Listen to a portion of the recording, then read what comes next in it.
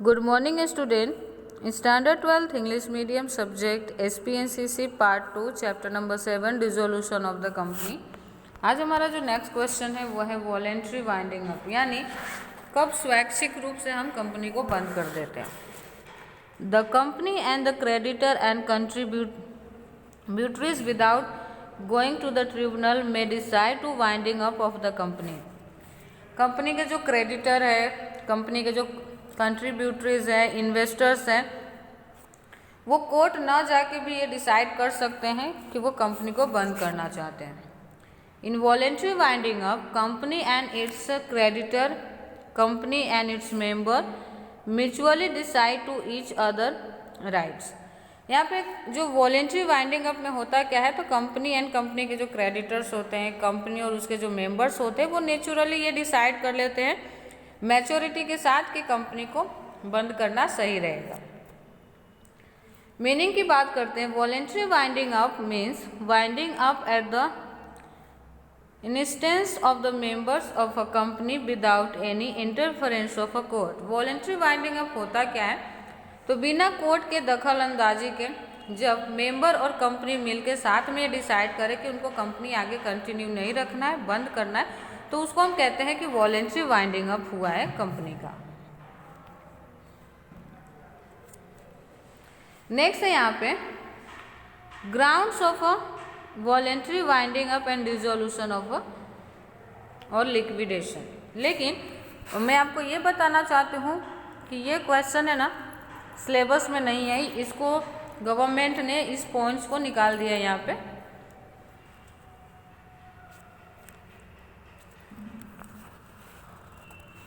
Sorry students, ये points है 2.2.2 है। नेक्स्ट जो हमारा क्वेश्चन है 7.2.3.2 वो क्वेश्चन यहाँ से निकाल दिया गया है। तो इसको हम देख लेते हैं कि ग्राउंड्स वॉलेंट्री वाइंडिंग अप या डिसोल्यूशन या लिक्विडेशन होता है। तो duration of a company, a specified period has been scribed the article of association for the formation of a company may wound up voluntarily by passing a resolution in the general meeting and completion of this period। Suppose कि कुछ company कुछ particular साल के लिए start हुई है या किसी पर्टिकुलर रीजन के तहत स्टार्ट हुई है, और वो टाइम ड्यूरेशन जो कि आपने आर्टिकल ऑफ एसोसिएशन में मेंशन किया है, वो टाइम ड्यूरेशन अगर पूरा हो जाता है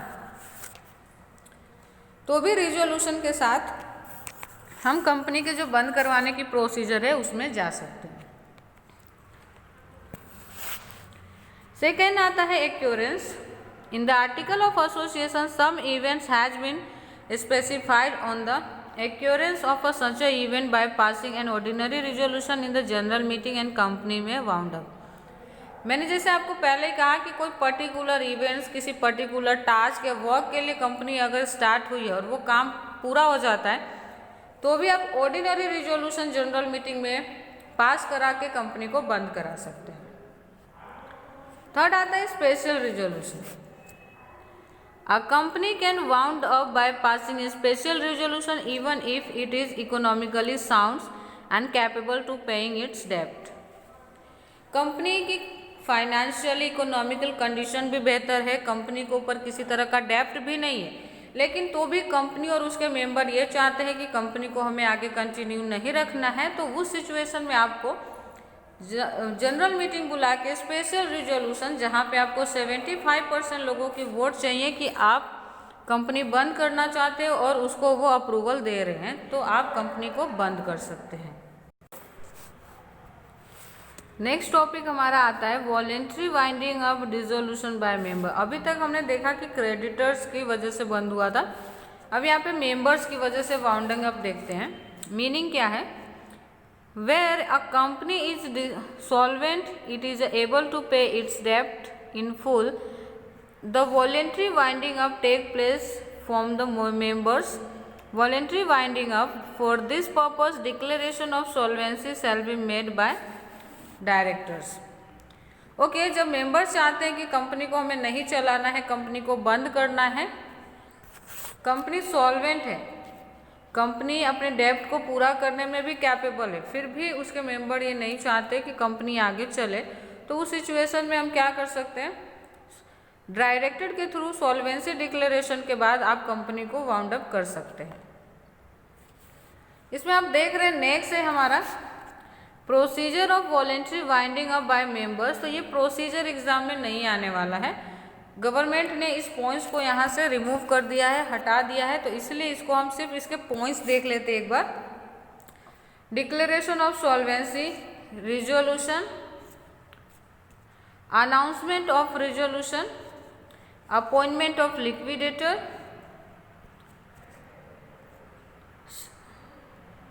session of power, notice of register, notice to the registrar. 7 है to inform the income tax officer, reappointment of liquidator, sale of assets, general meeting of members and winding up of a company. ये procedure था जो कि member अगर चाहते हैं कि member के थ्रू कंपनी बंद हो तो उस सिचुएशन में हमें क्या प्रोसीजर करने पड़ते हैं। हमारा नेक्स्ट टॉपिक जो आता है वो है 7.2.4 voluntary winding up by creditor. जो कंपनी के क्रेडिटर है अगर वो चाहते हैं कि मुझे इस कंपनी को बंद करवाना है तो मेजोरिटी के साथ बंद कराया जा सकता है बिना कोर्ट गए। मीनिंग चेक कर लेते हैं। When a company is insolvent and the creditor are unable to make the declaration of solvency, voluntary winding up carried out by the creditor. This is called creditor voluntary winding up. जब company insolvent हो जाती है और company के director ये बात साबित करने में फेल हो जाते हैं कि कंपनी सॉल्वेंसी के अंदर है अभी, तो उस सिचुएशन में क्रेडिटर्स की एक जो मीटिंग होती है वो मीटिंग बुला के वहाँ पे मेजोरिटी के साथ क्रेडिटर के थ्रू कंपनी को बंद करवा देते हैं। ओके, तो ये था voluntary winding up by the creditor. अब उसके प्रोसीजर क्या है, ये भी जो टॉपिक है 7.2.4.2 procedure of voluntary winding up dissolution by director, ये भी टॉपिक हमारे चैप्टर से रिमूव कर दिया गया है। ठीक है, आपको याद रखना है कौन से तो क्वेश्चन इस चैप्टर में नहीं आने वाले।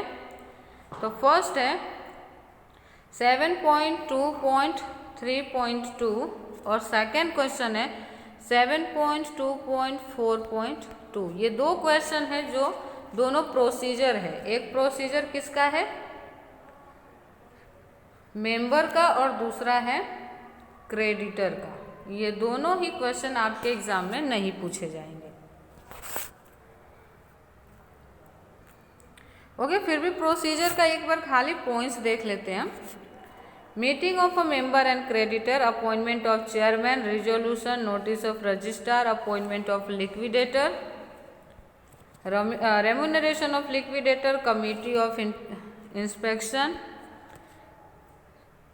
Session of power and reappointment of liquidator, meeting of the creditor and winding up of a company. तो इस तरह से ये दोनों प्रोसीजर वैसे पहले बहुत इंपॉर्टेंट थे, दोनों में से क्वेश्चन आता ही आता था, लेकिन इस बार सिलेबस रिड्यूस करने की वजह से ये पॉइंट्स निकाल दिए गए हैं। तो आपको एक बार रीड कर लेना है, लेकिन बहुत ज़्यादा फोकस करने की आपको ज़रूरत नहीं पड़ेगी इस पॉइंट्स पे। और इसी के साथ ये चैप्टर हम यहाँ पे फिनिश करते हैं। Thank you. और साथ में आपका ये पार्ट 2 भी यहाँ फिनिश हो रहा है। मिलते हैं नेक्स्ट लेक्चर में। बाय।